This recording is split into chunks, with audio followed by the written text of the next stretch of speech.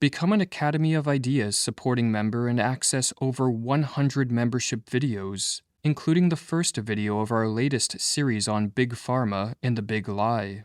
Sign up for $6.99 a month or $59.99 a year by visiting academyofideas.com/members. This channel is made possible by the support of our members. Many believe that the most important social divide in the West today is between the political left and right.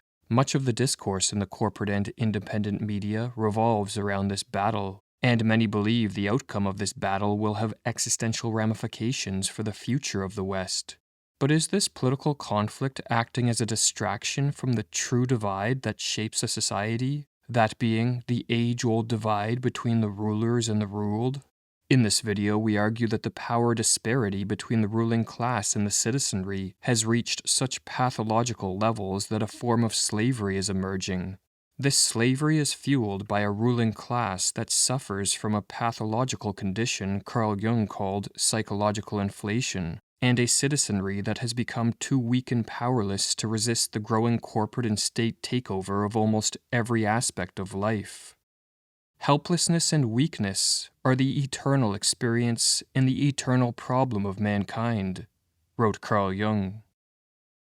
Decades of research led the American psychologist Susan Fiske to conclude that men and women have 5 core social motives that are essential to psychological and social well-being.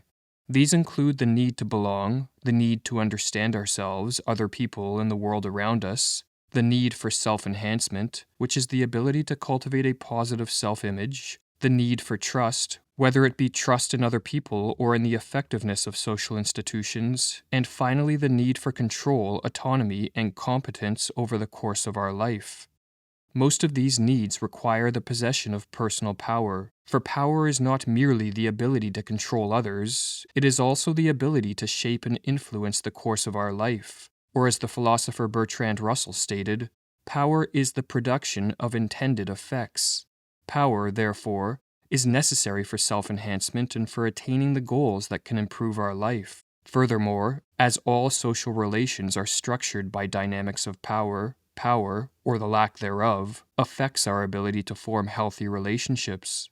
In his writings, Frederick Douglass, the escaped slave turned social reformer, emphasized that what distinguishes the slave from the free man is the level of power each possesses.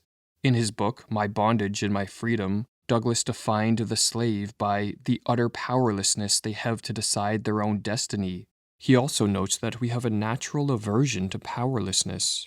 We are attracted to the powerful, and unless we have been psychologically broken, we aspire to power in ourselves. Or as Douglass writes, a man without force is without the essential dignity of humanity. Human nature is so constituted that it cannot honor a helpless man, although it can pity him, and even that it cannot do long, if the signs of power do not arise. A free society provides individuals the opportunity to cultivate the power required to sculpt a good life, to enhance well-being, and to cultivate healthy relationships. Most societies in history, however, have only granted this opportunity to members of certain classes, races, or ethnicities, as the institution of slavery reduced millions of our ancestors to powerless agents of a master's will. Slavery, writes the historian Orlando Patterson, has existed from before the dawn of human history right down to the 20th century, in the most primitive of human societies and in the most civilized. There is no region on earth that has not at some time harbored the institution. Probably there is no group of people whose ancestors were not at one time slaves or slave holders. While the West has done away with the institution of chattel slavery, where the slave is the personal property of a master, we are descending into a form of state slavery. State slavery, or what amounts to totalitarian rule, occurs when the state gains total control over the lives of its citizens and rids them of the autonomy to create a life of their own choosing. Under state slavery, citizens are limited in their movements, spied on constantly, free speech is abolished, dissent is not tolerated, and to fund the massive state apparatus that is required to maintain these suffocating levels of control, wealth is extracted either through forced labor, direct taxation, or the indirect taxation of an inflation of the money supply. The state slavery of totalitarianism creates a citizen who approaches the utter powerlessness of the chattel slave, while elevating the ruling elite to the position of masters. During COVID, most Western states implemented totalitarian controls, and while many of those controls have been walked back, the increasing power divide between the ruling class and the average citizen is setting the stage for this form of slavery to reemerge in a more permanent form. Carl Jung suggested that one of the primary factors that contributes to the rise of totalitarianism is a psychological inflation among the ruling class. Psychological inflation is an extension of the personality, or more specifically of one's ego, beyond healthy limits.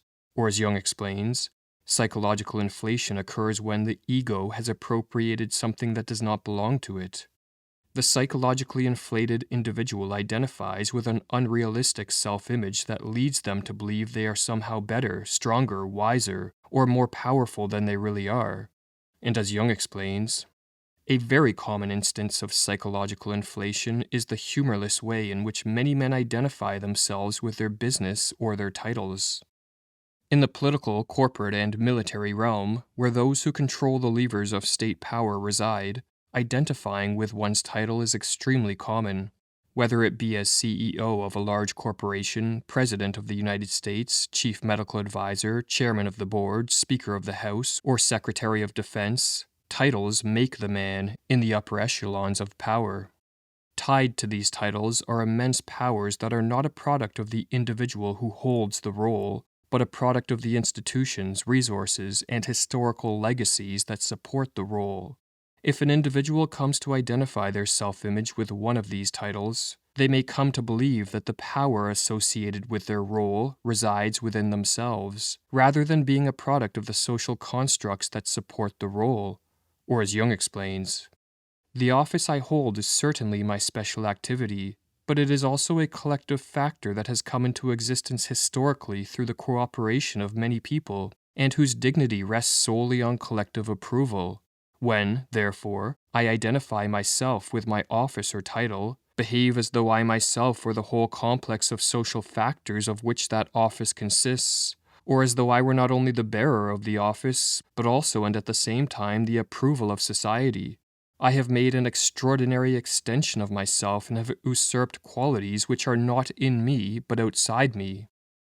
Internalizing and identifying with the power of the state is what accounts for the psychological inflation of the ruling class, and it leads, in the words of Jung, to an extension of the personality beyond individual limits, in other words, a state of being puffed up. In Volume 7 of his collected works, Jung suggests that the apocryphal saying attributed to King Louis XIV, "L'état c'est moi," I am the state, it is me, is the motto for such people. The more a man in a position of power inflates his personality in this manner, the more he suffers from what Jung called God Almightiness. He starts to believe that he is omnipotent, that he is above the law, that moral codes don't apply to him, and in the process, he loses touch with reality. Or as Jung writes, God Almightiness does not make a man divine. It merely fills him with arrogance and arouses everything evil in him. It produces a diabolical caricature of man. And this inhuman mask is so unendurable, such a torture to wear, that he tortures others. In order to maintain the belief in one's God Almightiness, members of the ruling class repress the personal weaknesses and moral inferiorities that clash with their idealized self-image. And according to the laws of human nature, what is repressed has a tendency to be projected onto other people. Projection is the erroneous attribution of an individual's unconscious qualities to the environment or to another individual or group. And projections serve as defense mechanisms that help an individual or group avoid facing the incompatible and disturbing contents of the psyche.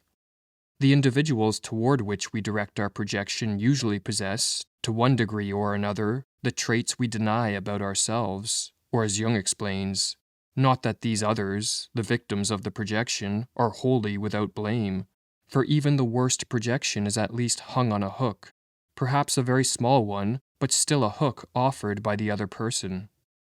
The victims of a ruling class's projections tend to be the men and women over whom they rule, as such individuals, to one degree or another, possess similar weaknesses, flaws, and moral inferiorities to those in the ruling class. This act of projection can help account for the superiority that the ruling class displays towards its subjects. For when we burden other people with our flaws, it is inevitable that we see them as inferior. Throughout history, there are countless examples of psychologically inflated men and women justifying their exploitative dominance of another group, as though it were for their own good. Among the slaveholders of the American South, for example, Orlando Patterson wrote, "Almost all masters genuinely believed that they cared and provided for their slaves, and that it was the slaves who, in the words of one Southern ex-slave owner, had been raised to depend on others." But what makes the psychological inflation of the ruling class even more dangerous is that most normal people today are suffering from its mirror opposite, a psychological deflation. A psychological deflation is a contraction of the personality where one loses touch with character traits and potentialities that are an important part of a healthy personality. The mechanism that causes psychological deflation is similar to that of an inflation. It occurs when an individual identifies with a social role that is too restricted to encompass all the character traits that are needed to flourish. Vladimir Odechnik provides the following example in his book Jung and Politics. The members of the pariah or lower classes, or members of socially despised national or racial groups, frequently identify personally with their socially defined status and roles. The result is the atrophy of the individual personality, which fails to develop beyond the limits imposed by the social role. Psychological deflation is no longer limited to those in the lower class, for to identify as a normal member of society is to contract our personality and to lose touch with our will to power. For the good citizen, in a world approaching total state control, is not powerful and self-reliant, but obedient and docile, and the more the state controls his life, the more powerless he becomes and the more deflated is his personality. Like psychological inflation, psychological deflation leads to projection, but instead of projecting weaknesses and flaws, when we deflate our personality, we project the strengths that our constricted social role has led us to deny. When we disconnect from our need for power, for example, it becomes unconscious and primed for projection. The most likely targets of this projection are strong political leaders, powerful political parties, or the all-powerful institution of the nation-state. As in a world where the state is the most powerful institution, these provide easy hooks to hang our repressed will to power. Or as the psychologist Marie-Louise von Franz explains, there's always been a tendency in humans to project the uniqueness and the greatness of their own inner self onto outer personalities, and become the servants, the devoted servants, admirers, and imitators of outer personalities. It is much easier to admire a great personality and become a pupil or follower of a guru or a religious prophet, or an admirer of a big official personality, a president of the United States, or live your life for some military general whom you admire. That is much easier than following your own star. When we project our will to power onto members of the ruling class, or the institutions or political parties they control, a dangerous feedback loop is set in motion. The projections of the deflated masses further empower the ruling class, while the projections of the ruling class lead them to view the citizenry as increasingly weak, dependent, and in need of strong leaders to rule over them. This feedback loop paves the way for the total control of state slavery, and as Jung writes, the increasing dependence on the state is anything but a healthy symptom. It means that the whole nation is in a fair way to becoming a herd of sheep, constantly relying on a shepherd to drive them into good pastures. The shepherd's staff soon becomes a rod of iron, and the shepherds turn into wolves. To escape from this dangerous feedback loop, responsibility lies with the citizenry, for the inflated members of the ruling class will never voluntarily give up control. Like the slave masters of old, they believe they are of a different breed and that without their rule, the citizenry would run amok and chaos would ensue. Many in society have become so deflated, so weak and psychologically fragile, that they crave control by the state. But for those of us who have not been psychologically broken, it is up to us to take the steps necessary to counter the rise of state slavery. One way to do this is to recognize our need for power and to cultivate it if we are deficient. We can cultivate personal power through learning and mastering skills, strengthening the body, setting goals and working toward them, or emulating powerful role models. These steps will help counter the effects of psychological deflation, and the fewer psychologically deflated men and women in a society, the fewer who participate in the feedback loop of mutual projections that empowers the ruling class and disempowers the citizenry. In addition to cultivating our power, we can also disarm the power of the ruling class with humor and ridicule. For humor is the Achilles heel of tyrants, as they desire to be feared and respected, not laughed at or mocked. Laughing at those who strive to control us shatters their aura of invincibility and reveals them as the flawed, petty, and morally inferior individuals they really are. The use of memes, comedy skits, and satire can highlight the absurdity, contradictions, hypocrisy, and lies by which the ruling class operates. Furthermore, humor and ridicule disarm a ruling class of their greatest tool of oppression, that being fear. When we laugh at tyrants, we show that we are not intimidated by them, do not admire them, and are not easy prey to their fear-based propaganda, or as Joost Meerloo explains, we must learn to treat the demagogue and aspirant dictator in our midst with the weapon of ridicule. Humor is, after all, related to a sense of perspective. Put the demagogue's statements in perspective, and you will see how utterly distorted they are. How can we possibly take them seriously or answer them seriously? The demagogue relies for his effectiveness on the fact that people will take seriously the fantastic accusations he makes, will discuss the phony issues he raises as if they had reality, or will be thrown into such a state of panic by his accusations and charges that they will simply abdicate their right to think and verify for themselves. In their defense against psychological attacks on their freedom, the people need humor and good sense first.